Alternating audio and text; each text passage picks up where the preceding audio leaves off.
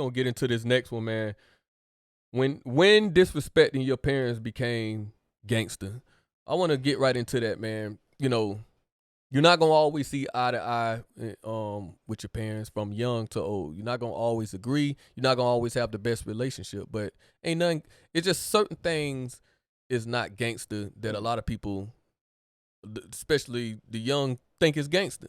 You know, I think when you gave a good point for us to talk about this, and I really want to key in on this because I'm like, that's real. A lot of people don't think of it that way of you know, when you hear the OGs, like the OGs, you know, when they was in gangs, it was a way of life.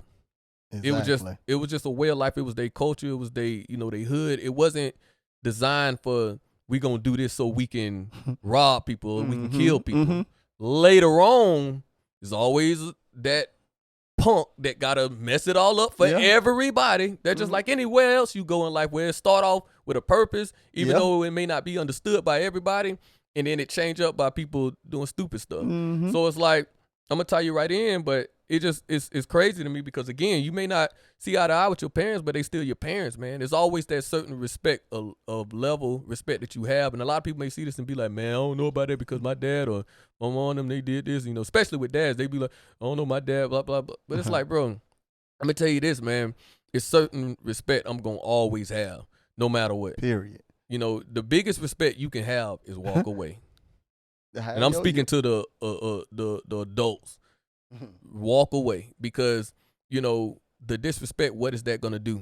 Exactly. You know, I don't feel like no parent should disrespect their kids, but however, the most disrespectful thing you can do is to try to get on that level that you feel is disrespected, because there are ways, especially as an adult, to relay how you feel and stand your ground as an adult. Yeah. When you don't want to be disrespected, but you don't have, you know, it's nothing gangster about that is what we're trying to say. I want to tie you right in on that. And again, not to get biblical, but it speaks on it in the Bible, disrespecting of your parents.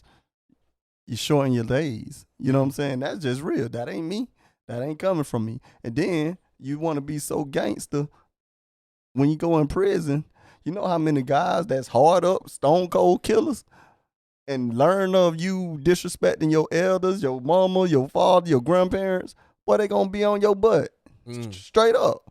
Cause the gangsters respect, you know, their parents and the elderly, and they stand up for, you know, women and, you know what I'm saying, anybody, children. Yeah. Like that's a gangster, hardcore. And you wanna thank you, gangster, cause you can disrespect your parents. Who are you? And first and foremost, you know daddy as daddy. You don't know daddy was a hardcore stone gangster out here in these streets before he was your daddy. He was, so stop capping like you could do something. And I'm just referencing this to, you know, the issue that happened with, you know, T.I. and his son. Basically, hopefully they working their stuff out. But at the end of the day, you only know T.I. from the music. Yeah. You don't know Bankhead T.I. Right. that grew up. That's you don't real. know that guy.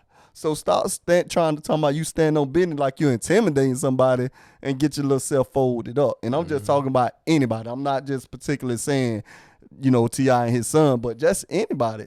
Every parent was somebody before they was your parent. Right. That's and they real. shouldn't want to have to walk around saying how hard they used to be, because that ain't the level we trying to teach our kids. But stop boring up at your parents. Yeah. Trust me, it ain't going to go like you think.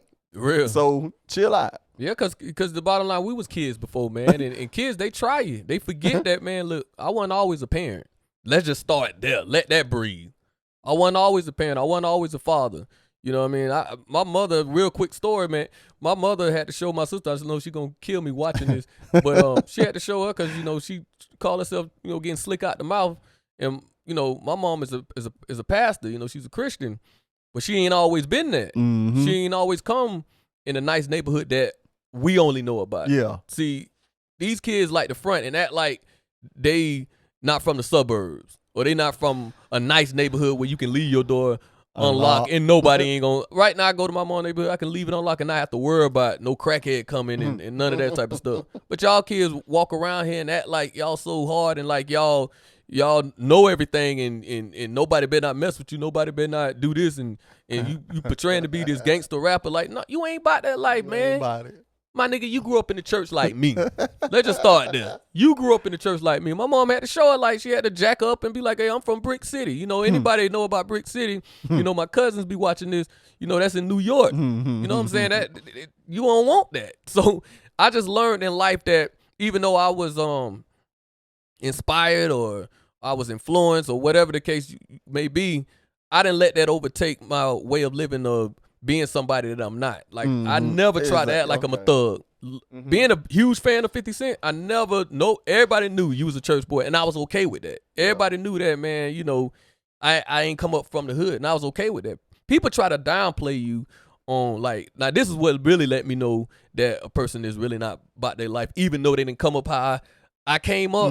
This will really let me know that, because I've had to cut a certain person off, a dude, because I felt like he was trying to downplay how I came up. But I'm like, bro, at least I'm being real on who I am. Who you are, yeah. But at the end of the day, you still could get these hands. I'm still a man at the end of the day. You know what I mean? So it's a difference between being a man and trying to be gangster.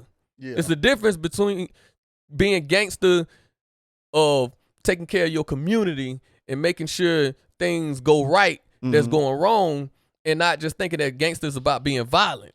It's more to it than just being hard and being tough. And again, like, dealing with both, you know what I'm saying? Because I was young, dealing with both sides. I love the way I am now, man. Like, I wouldn't trade who I am and how I live now for 1 second to go back out and chase my street ambitions, because that's what I'm gonna say. Yeah, I wanted to be, or not wanted to be, but it was a part of my environment. But I wasn't even out there like some of my friends had got out there. You know what I'm saying? More deep in the streets than I have, but it was a part of my life, and it was an ambition to be.